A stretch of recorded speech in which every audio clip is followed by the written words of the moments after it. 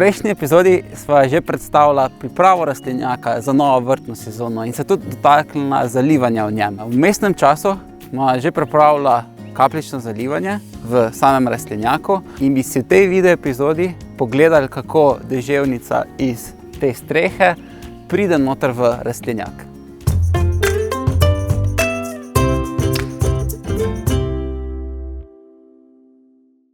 Za vrtom obilja stoji tale kozolec in osnovna konstrukcija bi ne bila stara že več kot 100 let, vmes pa je bil tudi razširjen, zato tudi tako velika streha. In ko je bila ta razširitev narejena, je bil zraven vzpostavljen tudi tale betonski zalogovnik, ki je iz leta 1977.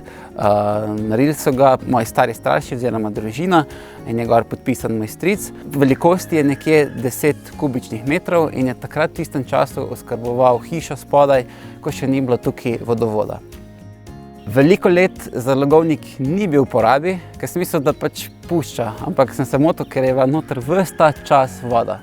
In ko smo uredili streho, spostavili žlebe, očistili tale filter z prodniki za zbiranje tele deževnice, smo spet oživeli sam zbiralnik vode. Uredili smo tudi še odvodnjavanje cevi, da ko je višek vode, da odteče stran, pa dodali tudi pipo, da se lahko nanjo priklopi vrtna cev in se začne koristiti sama voda.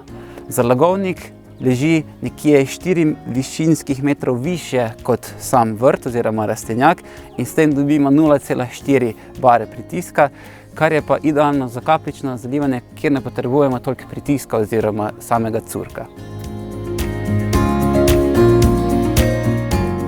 Dovod vode do vrta je po navadni vrtni cevi, ki je zunaj na površini in to je neka slaba lastnost, ker je vidna in pa tudi, če je minus ponoči, lahko voda noter zamrzne, pa nam poškoduje samo vrtna cev. Boljša alternativa bi bila, da bi bila to zakopana cev, alkaten cev v sami zemlji, ampak trenutno še nimamo te rešitve. Še ena stvar, ki bi rad izpostavil, je, da je voda v zalogovniku hladna, kar pa lahko ohladi sama tla, še posebej v teh spomladanskih mesecih.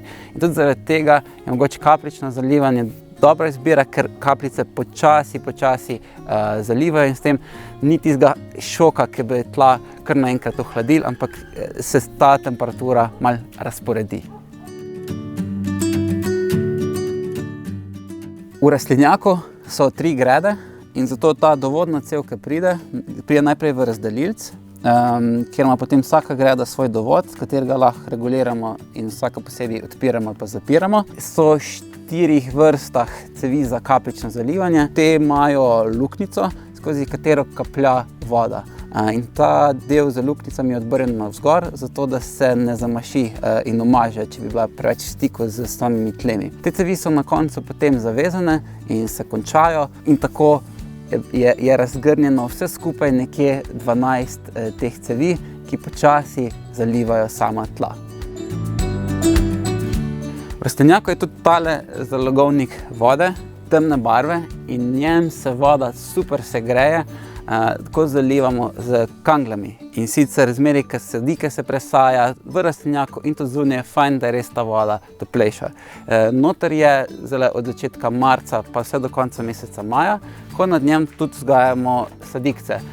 Dodatna ta toplota, ki se akumulira čez dan, lepo počasi tudi čez noč oddaja samo toploto, da je rastlinam topleje. Na samem vrtu kapljičnega zalivanja ne bomo vzpostavljala, to pa zaradi tega, ker najbolje še vedno zalije sam dež, v rastlinjaku pa pač dežja žal nimamo in zaradi tega se zelo veselim, kako bo tole z kapljičnim zalivanjem uspevalo v letošnji sezoni.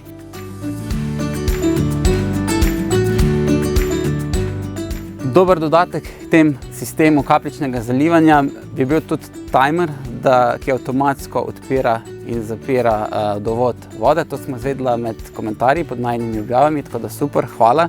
Tudi komentarje na tole video epizodo, kar zapišite spodaj komentarje, prosim.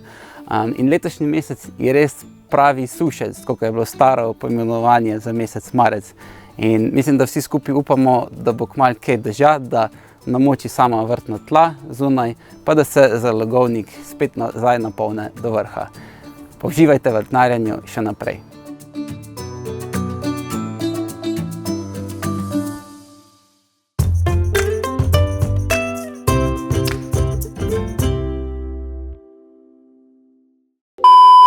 Istočnico, maestro. Istočnica. Točnico, 3 grede notri. Okay. Ha? Pa dneva, ni poln, ne? Kva sem to povedal? Plosk?